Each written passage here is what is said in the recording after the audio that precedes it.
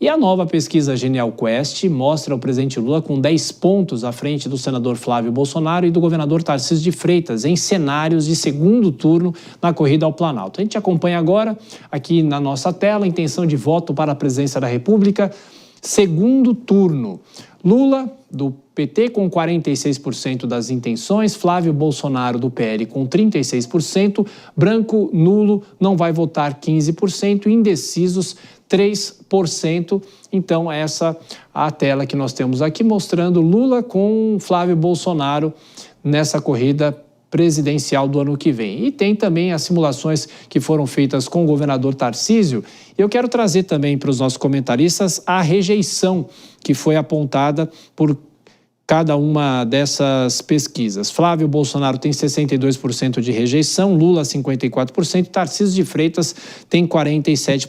Deixa eu chamar mais uma vez os nossos comentaristas. Começa por você agora, Dora. Já está sorrindo para fazer o comentário sobre a pesquisa e dessa vez não tem o ex-presidente Jair Bolsonaro, que você sempre falou que não é possível ter uma pesquisa como essa se alguém como ele está inelegível. Essa pesquisa talvez reflita um pouco mais a realidade, Dora? Pois é, porque com Jair Bolsonaro na história não tem, era igual o Lula em 18 também na pesquisa, é uma coisa completamente distorcida. Mas olha, essa primeira pesquisa, depois que o senador Flávio Bolsonaro se apresentou como candidato à presidência da República, mostra que o sobrenome tem peso, e não tem pouco peso não, porque ele aparece em segundo lugar na preferência do eleitorado, atrás apenas do presidente Lula e na frente de todos os pretendentes ou citados ou cotados do campo dele, da direita, para a presidência da República. Então, é bastante significativo e essa é a boa notícia para o senador Flávio Bolsonaro. Agora, a outra que você acabou de citar, né, Tiago, que é a rejeição. Ele é campeão de rejeição, algo que atinge a família Bolsonaro, é exceção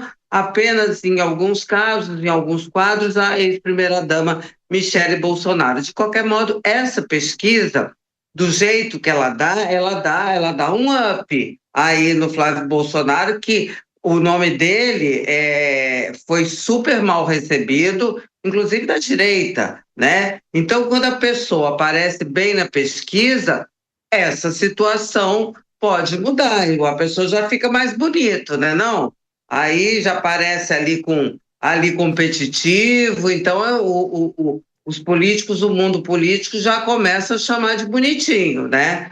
Então, isso pode mudar também a situação do governador Tarcísio, porque se persistir esse tipo de coisa, vamos àquela coisa, ainda é muito cedo, tal e tal, mas se persistir, de repente isso pode ser um fator que faça o governador realmente se definir pela reeleição em São Paulo e desistir do Palácio do Planalto por hora. A Denise tem mais números e comparando, né, Lula com Tarcísio e Lula com Ratinho, os números são os mesmos, né? 45-35 com a vitória do petista. Denise. Tem esse problema, Tiago, você citou que Flávio lidera a rejeição para a votação, mas a pesquisa também mediu o potencial de voto entre os entrevistados que opinaram sobre a candidatura do senador Flávio Bolsonaro. 62% responderam que não votariam nele de jeito nenhum, poderia votar 23%, vai votar no Flávio 13% e não sabe, não respondeu 2%. Isso mostra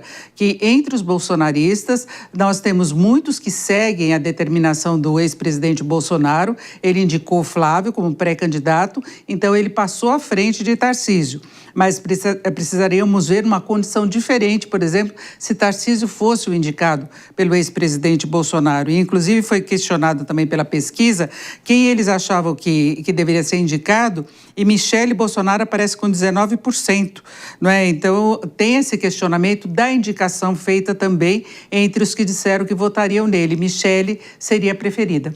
Pois é, e daqui a pouco a Denise vai falar sobre o mercado financeiro, que também reagiu, entre outros temas, à pesquisa. Ô Vilela, e no caso de Ronaldo Caiado, Lula com 44% e Caiado com 33%. Estamos falando sobre cenários de segundo turno. Vilela. O que eu vejo que é o mais importante nessa corrida eleitoral. Não adianta nada no primeiro turno, eu não tenho dúvida que o presidente Lula ele vai ser o primeiro lugar isolado, seja por conta do seu peso político, da sua popularidade, seja pelo fato de que o segmento de oposição se encontra hoje ainda dividido numa série de nomes. Agora, no segundo turno, é que existe a expectativa de a união de alguns setores contra o governo, vem aquela disputa por rejeições. Nesse sentido, a gente vê que a diferença de todos os oponentes em relação ao presidente Lula, ela é praticamente a mesma. Você vê que entre Flávio Bolsonaro e Caiado, por exemplo, há uma diferença de 3, 4 pontos, quer dizer, coisa pequena no total da disputa no segundo turno com o presidente Lula. E aí, nesse sentido, Caiado, Tarcísio, Ratinho têm um aspecto que ganham de braçada de Flávio Bolsonaro, que é a questão da rejeição, que é muito menor, e a questão do desconhecimento. Hoje, uma parcela significativa do eleitorado não conhece esses governadores de estado.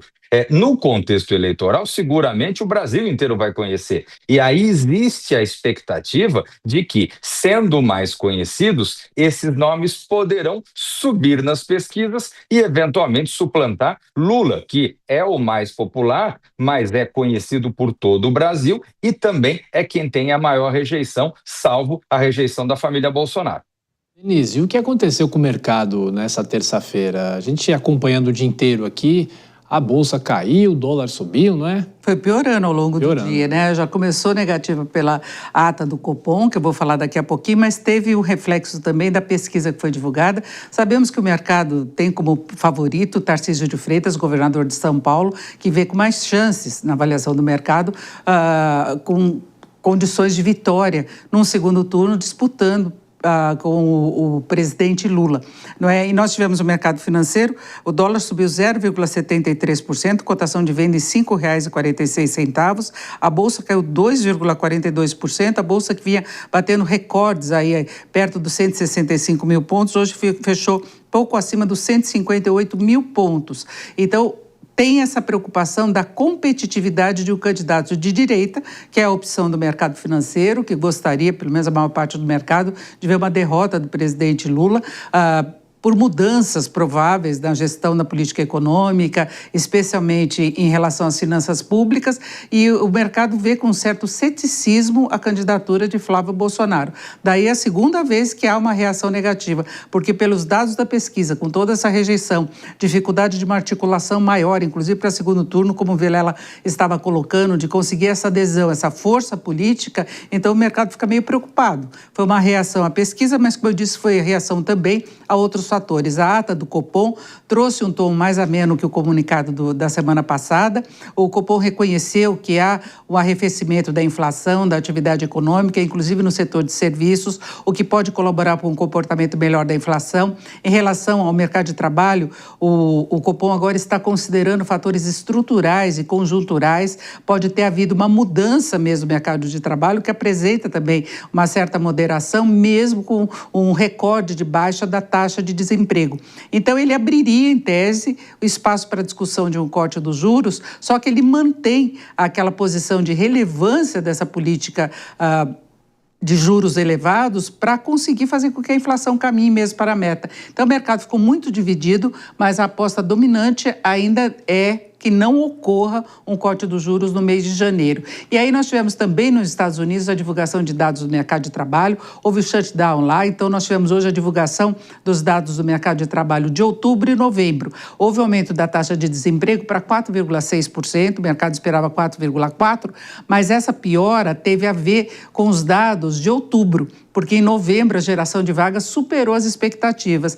E aí se vê o Federal Reserve numa situação mais confortável, ele já cortou os juros 3 vezes seguidas, em 3 reuniões, então ele poderia observar o cenário por mais tempo antes de promover um novo corte. Então, no final das contas, na leitura do mercado, janeiro pode não ter nem corte dos juros no Brasil, nem nos Estados Unidos.